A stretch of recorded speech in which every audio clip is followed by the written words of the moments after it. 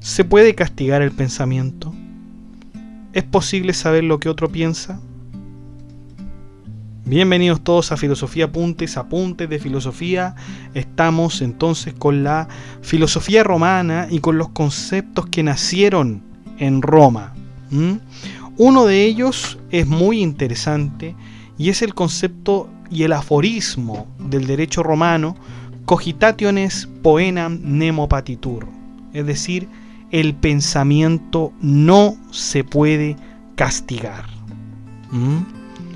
Claro, el pensamiento se puede castigar. ¿Puedo yo castigarlo a usted por algo que pensó? Bueno, hoy en día quizás se podría pensar que sí, ¿no es cierto? Con todo esto de la política, de las dictaduras, por ahí puede castigarse a aquellos que piensan diferente. Pero vamos a verlo desde otra perspectiva. Vamos a verlo desde otra perspectiva del derecho romano y también con algo de filosofía. Y vamos a hacer un pequeño guiño, ¿no es cierto?, también a la filosofía medieval. Así que, sin más dilación, sin más introducción, vamos allá.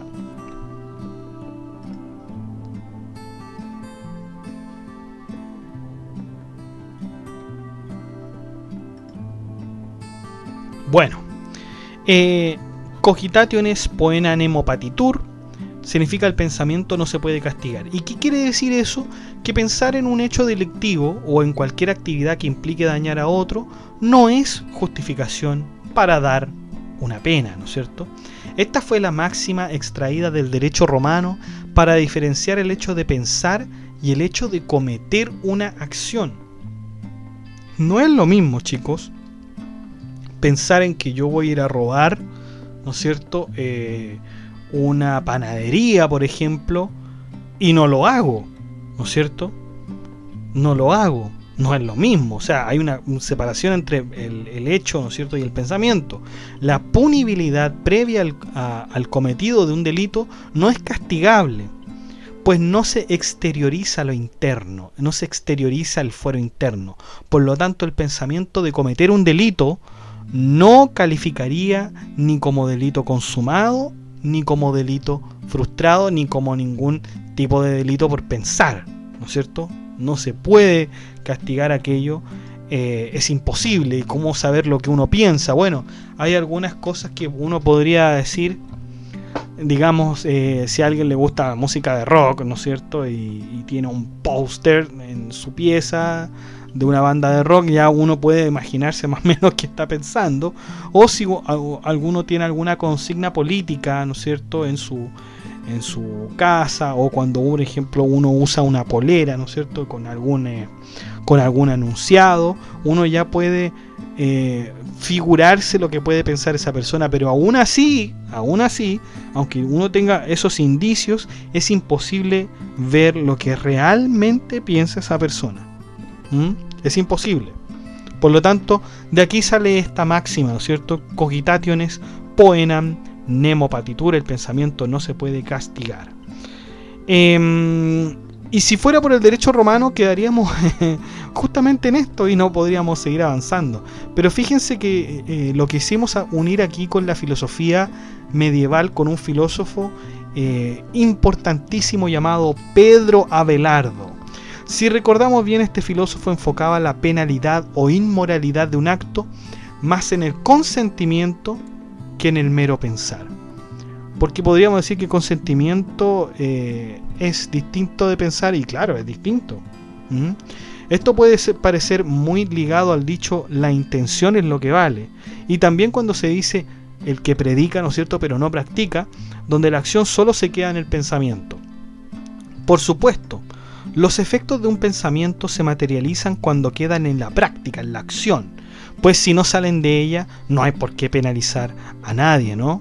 Sin embargo, Abelardo no desestimaba el pensamiento completamente.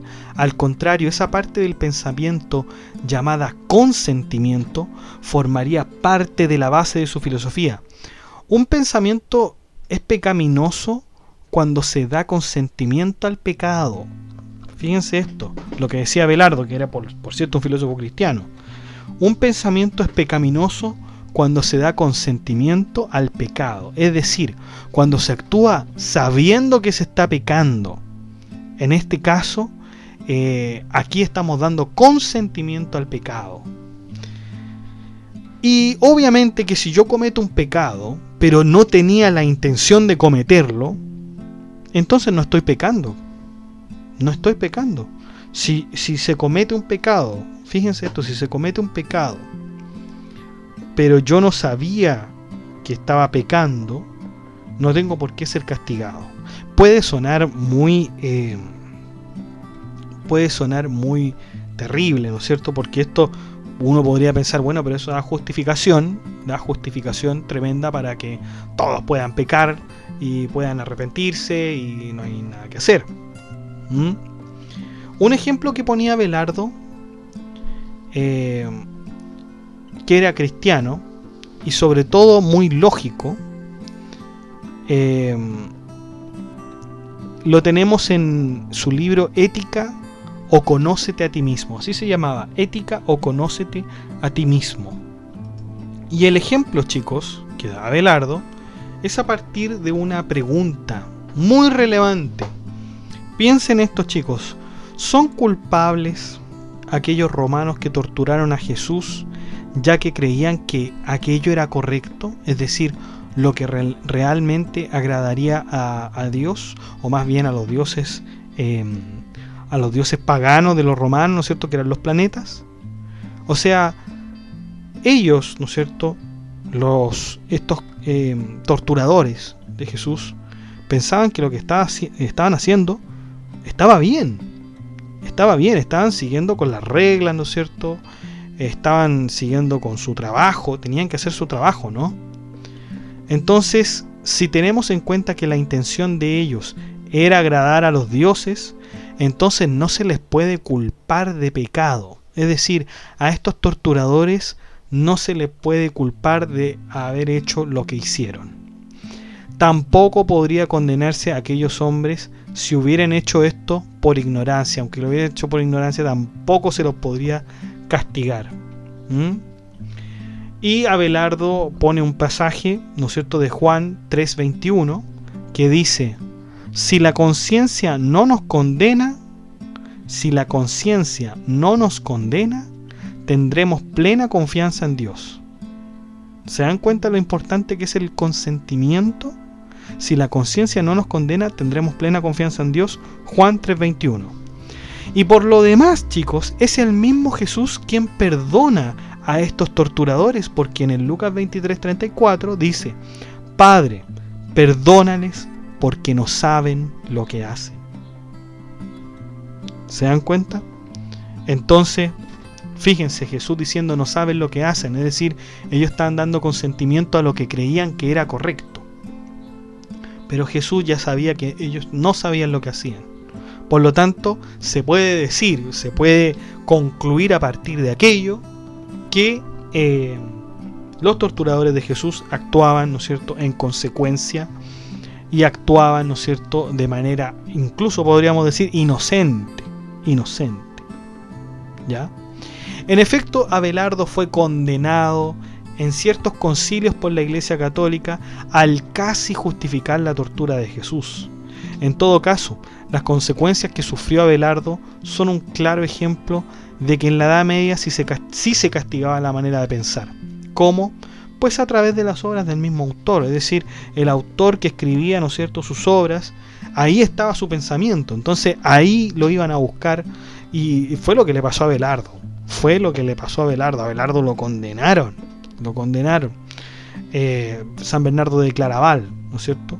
Y de hecho se tuvo que retractar a Abelardo, tuvo que hacer otro escrito donde se retractaba de las cosas que había dicho, ¿no es cierto? Que en cierto sentido tienen sentido, pues, chiquillos, tienen sentido, o sea, es verdad que es la intención lo que vale, pero podemos culpar a alguien por hacer algo siendo que esa no era su intención. Es difícil, chicos, es difícil.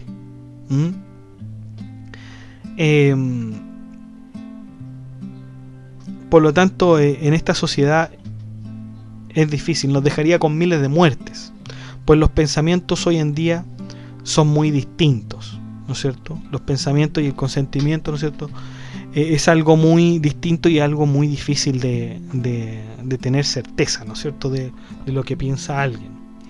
Por lo tanto, esto, ¿no es cierto?, ha sido el cogitatio in nemo poena nemo patitur, es decir, si se puede castigar el pensamiento. El pensamiento, ya sabemos que en este principio del derecho romano, el pensamiento no se puede castigar.